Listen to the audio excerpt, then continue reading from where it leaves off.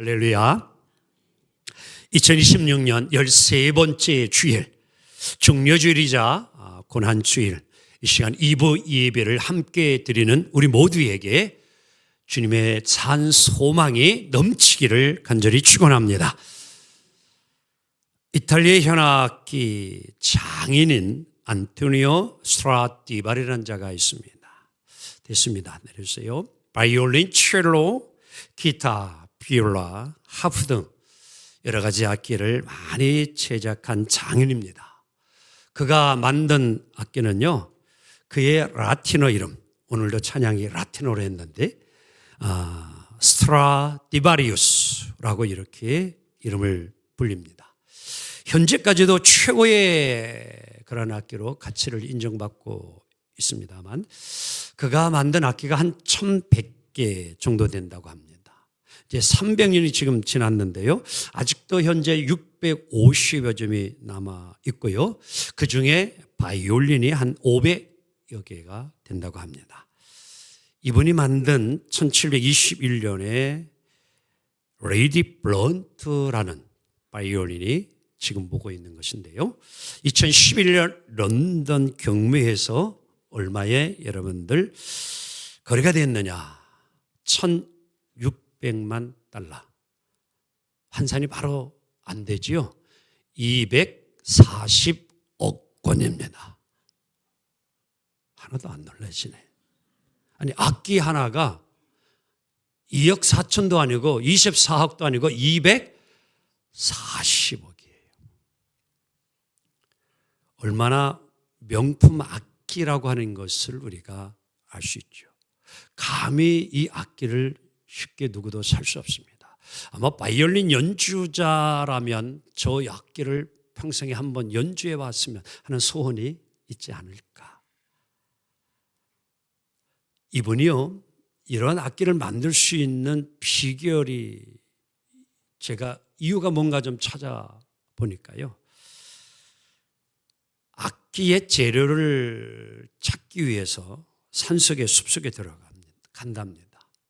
그래서 이제 눈으로 이제 나무를 이렇게 이제 보고 이제 그것으로 끝난 것이 아니라 숲을 다니면서 나무들을 이렇게 손가락으로 두드려 본답니다. 그리고 그 소리를 듣고 껍질을 또 이렇게 한번 벗겨서 냄새를 한번 이렇게 맡아보고 그리고 또 심지어는 이제 혀로 이렇게 한번 맛도 이렇게 본다고 합니다. 그래서 마음에 딱 드는 그 나무를 딱 이제 가지고 와서 껍질을 벗기고 악기를 이제 만듭니다. 또 돕는 그런 이제 제자들 함께 이제 이 악기를 다 만들고 나면 제자들의 스승님 이제 다 완성했습니다. 이제 판매해도 됩니다.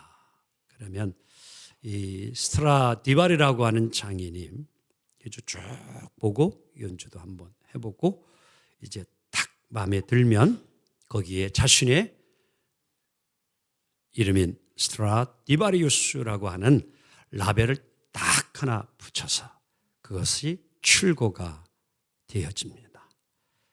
그것은 다름 아닌 이 악기는 내가 보증합니다 라는 의미를 담고 있다는 사실이죠. 이 장인은요, 악기의 소리만 들어도 이 악기가 어느 산맥에서 어느 산에서 가져온 것을 안다고 해요.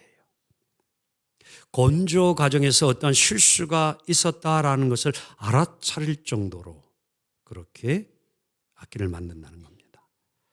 자신의 눈, 자신의 귀, 그리고 손가락, 그리고 모든 것으로 다 직접 확인을 하고 난 후에야 이 악기는 출고가 되기 때문에 몇백 년이 지난 지금에 와서도 이 악기는 명품으로 남을 수 있었다는 것이죠.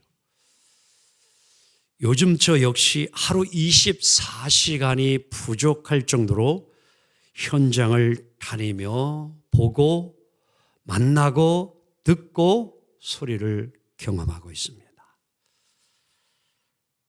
여러분, 스트라디바리가 소리를 듣고 직접 확인한 후에야 악기를 완성했던 것처럼 우리가 보고 듣고 경험한 것이 때로는 삶에 아주 중요할 적이 참 많습니다.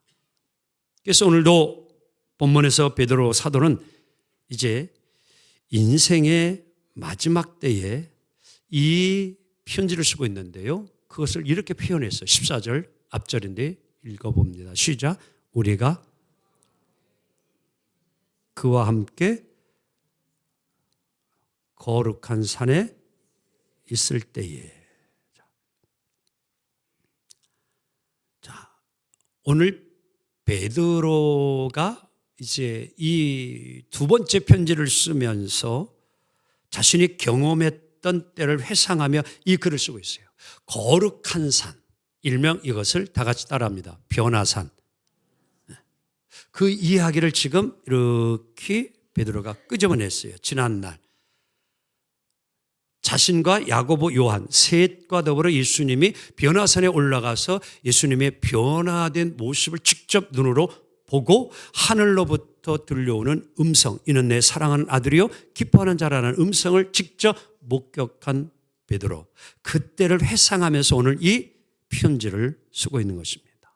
그런데 이때에 여러분 시기가 어느 때면은 자 오늘 이제 14절 다시 보도록 합니다.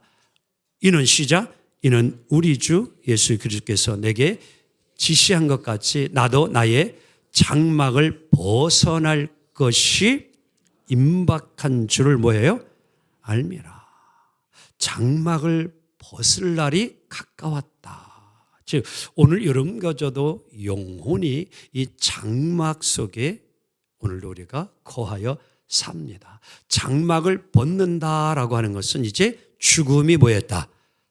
가까웠다라는 표현을 이렇게 장막을 벗을 날이 가까웠다라고 표현하고 있는 겁니다.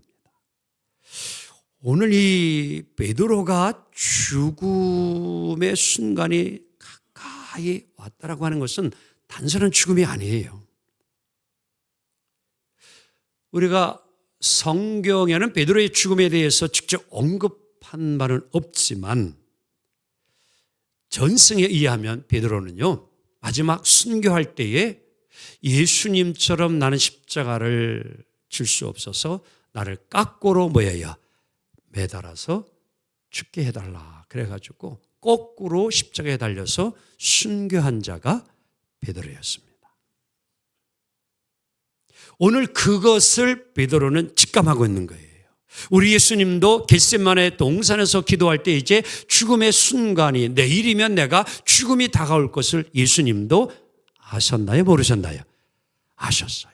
베드로도 그걸 알고 있어요.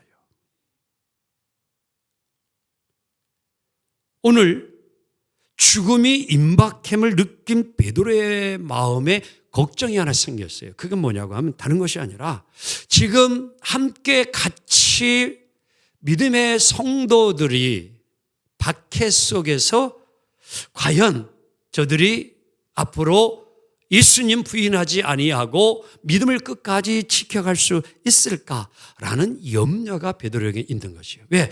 내가 이제 죽고 나면은 그 이후에 우리 성도들의 신앙은 어떻게 될까? 왜냐하면 그 당시에 여러분 성도들이 겪고 있는 힘든 상황이 세 가지가 있었기 때문에 베드로는 성도들을 생각하면서 걱정이 된 거예요. 첫째가 뭐냐면은 박해입니다. 특별히 이런 1세기에는 네로 황제의 통치 시기였음을 우리는 잘 알지요.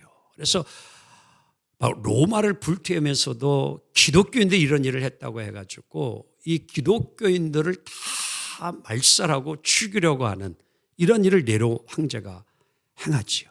막 사자의 밥이 되게 하는 이런 끔찍한 일들을 네로가 합니다. 그러다 보니까 그래도 믿음으로 살겠다고 했던 그 당시에 여러분 성도들이 두 가지로 나뉘어졌어요. 그런 고난과 어려움 속에서도 나는 정말 죽을지라도 믿음을 지키겠다라는 불의의 성도가 있고, 야, 내가 굳이 그럴 필요가 있느냐? 내가 살아야지. 믿음? 그게 뭐가 그렇게 중요한 거라고 하면서 믿음을 뭐예요? 지키지 아니하고 믿음을 떠난 이러한 불의의 사람들이 있음을 베드로는 지금 다 보고 지금 느끼고 있는 거예요. 이러한 성도들을 어떻게 하면 좋을까?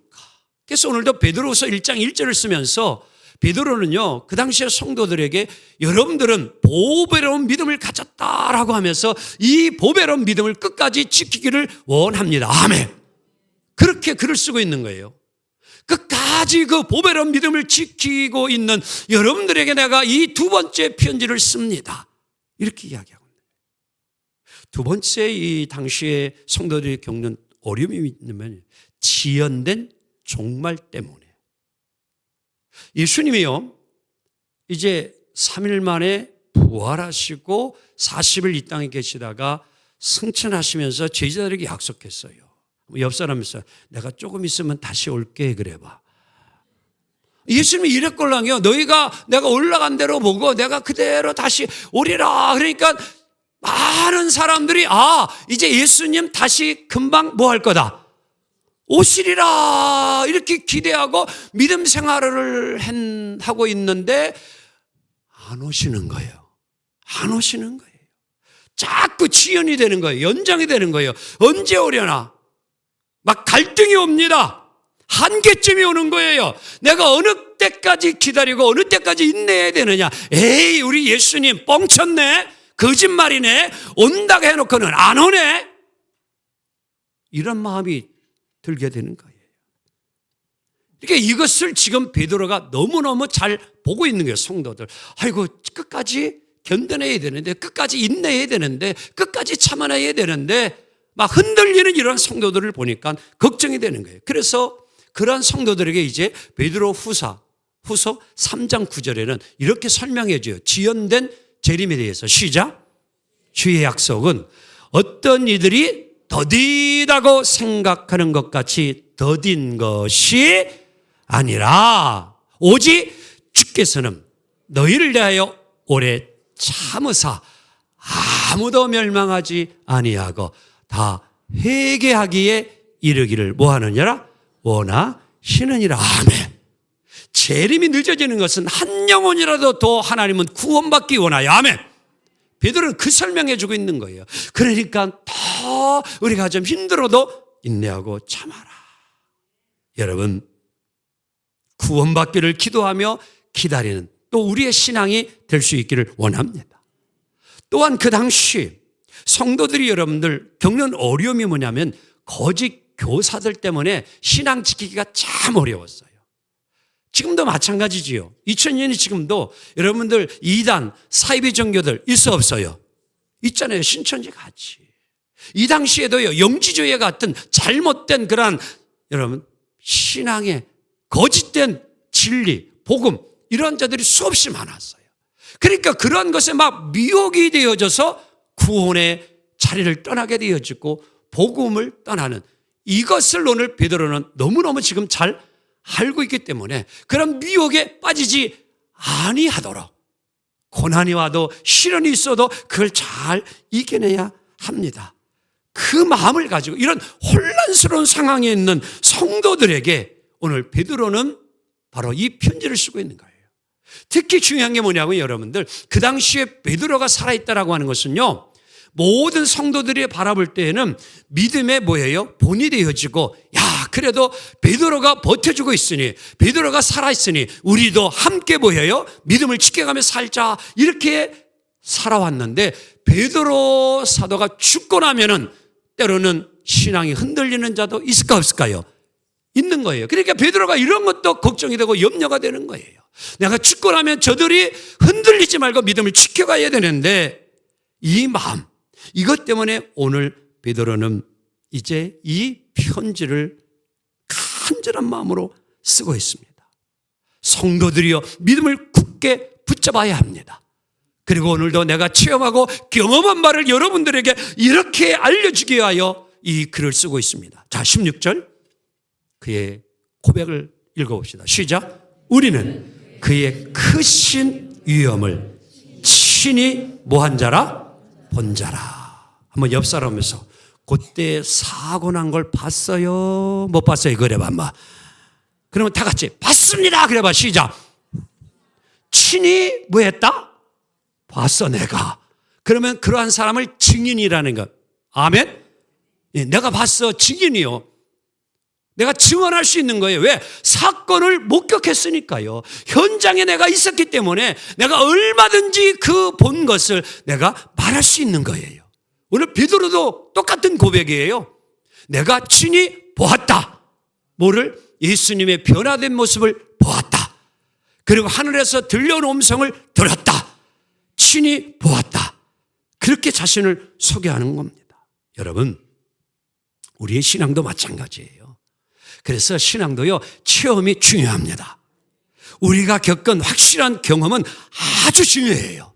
오늘 베드로도 거룩한 산 변화산에서 예수님의 변화된 모습을 보고 그의 마음에는요, 누구보다도 확실한 믿음이 섰어요. 오늘도 여러분 가족에게도 하나님은요, 확실한 증거를 보여주셔요. 뭐를 통해서? 기도의 응답을 통해서. 때로는 예배를 드리다가 감동을 주셔서 우리에게 확신이 옵니다. 그리고 어떤 때는요, 내 죄가 사함받음의 눈물의 고백을 통하여 우리에게 확신을 주십니다. 때로 홀로이 외로워 고독할 때에 주님은 살며시 다가오셔서 손잡아 주시며 위로해 주십니다. 아멘. 그래서 3일 전에도 저도 말씀을 전하고 기도하는데 얼마나 하나님이 감동을 주시는지요. 그 전날에 참 어렵고 힘든 중요한 시점에 그러한 일이 저에게는 있었습니다. 근데 하나님이 그날 정말 말씀 전하고 기도하는데 왠지 모르게 끊임없는 콧물을 다 쏟게 했는데요. 그날 새벽에 하나님이 놀라운 소식을 저에게 전해 주었습니다. 아멘. 하나님은 그렇게 체험을 주시는 거예요. 하나님이 살아계심을 보여주십니다. 아, 이것이 하나님의 도움이었구나. 이것이 하나님의 은혜였구나. 어떤 때는 참 막막해서 어찌해야 모를 때 기도하니까 하나님이 지혜를 주셔서요, 바른 선택을 하게 하시고 하나님이 길을 열어주셔요. 그게 체험입니다. 답답하고 힘들 때 하나님께서 잔잔히 흐르는 샘물과 같이 내 마음속에 새 힘을 주시고 여러분 용기를 주셔요. 이것이 복음이에요. 이것이 은혜예요. 역시 하나님은 살아계십니다. 이 고백이 이어지는 거예요. 사랑하는 성도 여러분, 이러한 분명한 경험과 체험이 있는 성도는요, 고난이 밀려와도 시련이 온다고 할지라도 시련의 강을 건너고 고난을 능히 이겨내는 자가 될 줄 믿습니다.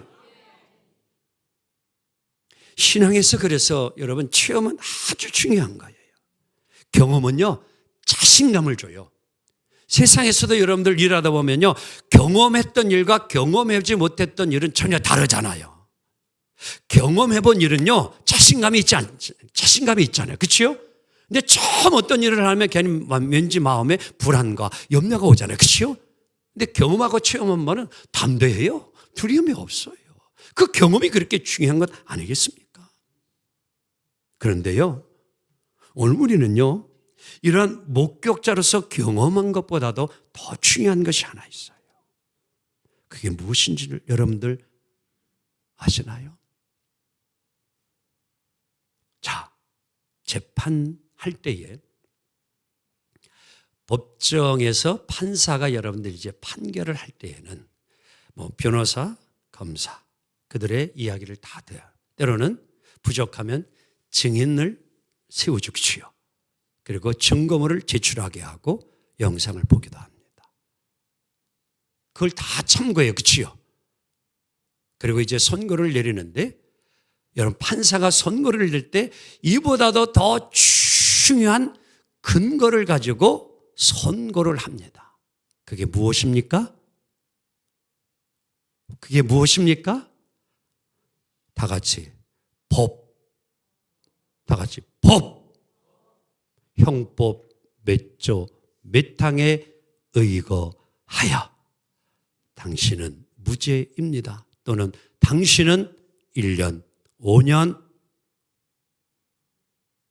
어떤 때는요, 극악한 범인은 사형까지 선고를 내려요.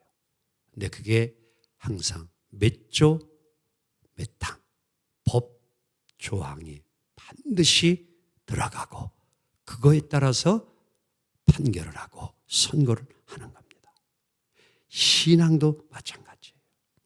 우리가 직접 목격한 것도 중요하고 체험도 중요하지만 더 중요한 것이 있는데 그것은 19절 베드로가 이렇게 설명합니다. 시작. 우리에게는 더 확실한 예언이 있어. 무엇입니까? 하나님의 말씀이에요. 하나님의 말씀. 베드로는요, 예수님을 많이 체험했어요. 경험했어요. 하지만 오늘 베드로는 이러한 경험보다 더 중요한 것이 있는데 그것은 성령의 감동으로 쓰여진 하나님의 말씀. 이 믿음 위에 서기를 베드로는 원합니다. 성경은요, 오래전부터 예수님이 고난을 받으셔야 된다는 것을 700년 전에 예언해 놓았어요. 그게 누구예요? 이사야 선지자입니다. 그 예언대로 예수님은 이 땅에 오셨고 이 땅에 오셔서 채찍과 고난, 매맞음, 찔림 다 당하시고 십자가에 죽고 3일 만에 약속대로 부활하시고 승천하신 줄 믿습니다. 일일이 다 열거할 수 없습니다. 그래서 예수님도 이렇게 설명합니다. 요한복음 5장 39절 함께 읽습니다. 시작. 너희가 성경에서 뭐를 얻는 줄, 영생을 얻는 줄 생각하고 성경을 뭐하거니와 연구하거니와 이 성경이 곧 내게 대하여 증언하는 것이냐. 믿어지면 아멘 합시다. 성경은 예수님이 메시아라는 것을 증언해주고 있습니다. 그리고 예수님을 통해서 구원이 이루어짐을 약속해 주는 것이 하나님의 말씀임을 믿습니다. 여러분, 말씀은 모두에게 주어진 확실한 증거입니다. 오늘날 우리 모두는 성경이 주어졌습니다. 믿음의 경험 중요하지만 더 중요하게 믿고 신앙생활을 할 것은 하나님의 말씀입니다. 우리가 은혜를 경험하는 것 중요하지만 이것보다 더 중요한 것은 항상 우리의 신앙과 믿음이 말씀에 바로 서기를 주의 이름으로 축원합니다. 말씀을 붙들기를 원합니다. 그래야 신앙을 유지할 수 있습니다. 말씀을 읽고 들으면 하나님의 위로가 옵니다. 말씀은요, 회복하는 능력이 있어요. 오늘도 여러분 말씀을 듣는 중에도 하나님이 여러분을 만져주시면 육체가 치료되고요, 마음의 아픔도 고통도 슬픔도 주님이 치유해 주시고요, 영적인 능력도 회복해 주는 귀한 역사가 말씀을 통해 이루어지리라 믿습니다. 우리 모두가 신앙의 뿌리를 말씀에 깊이 내리기를 원합니다. 그리하면 비바람이 몰아쳐도 시련이 와도 역경이 와도 우리는 믿음을 지켜가게 될 줄 믿습니다. 말씀을 준비하며 제가 확인한 바는 지금 이 지구상에 여러분 가장 깊은 뿌리를 내린 나무가 하나 있는데 아프리카에 서식하는 야생 무화과나무 일입니다. 문제 드립니다. 1번 10m, 2번 30m. 일부 예배에 예배 드린 분이 있네. 3번 80m, 4번 120m. 몇 번일까요? 4번 122m랍니다. 상상이 갑니까? 뿌리가 내리는데 땅속에 122m까지 내려 있다라는 거예요. 상상을 초월해요. 그래서 이 나무는 절대 어떠한 기근과 가뭄이 와도 마르지 아니한다는 거예요. 놀랍지요? 사랑하는 성도 여러분, 우리의 신앙도요, 이렇게 말씀에 우리의 뿌리가 깊이 내리면요, 어떤 환난, 역경, 시련이 와도요 다 버텨내고요, 이겨내고 푸른 잎과 더불어 열매를 맺는 신앙이 될 줄 믿습니다. 말씀을 정리합니다. 현악기의 장인 스트라디바리는 자신의 이름을 붙이는 악기마다 자신이 직접 확인했습니다. 그래서 명품을 만들어냈습니다. 오늘 본문의 베드로 역시 변화산의 사건을 통하여 하나님의 뜻이 고난받는 예수님을 통해서 이루어진 것을 목격했고 그는 증언을 지금도 하고 있는 것입니다.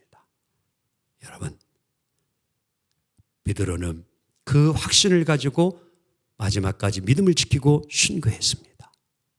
그러면 오늘 우리는 어떤 사람이 되어야 할까요? 우리는 하나님의 말씀의 뿌리를 깊이 내려 어떤 환경에도 흔들리지 않는 믿음의 사람이 됩시다. 말씀의 뿌리를 깊이 내리고 살아갈 때에 여러분의 인생은 하나님께서 연주하시는 최고의 명품 악기로 쓰임 받을 줄 믿습니다. 기도합니다. 주님 감사합니다.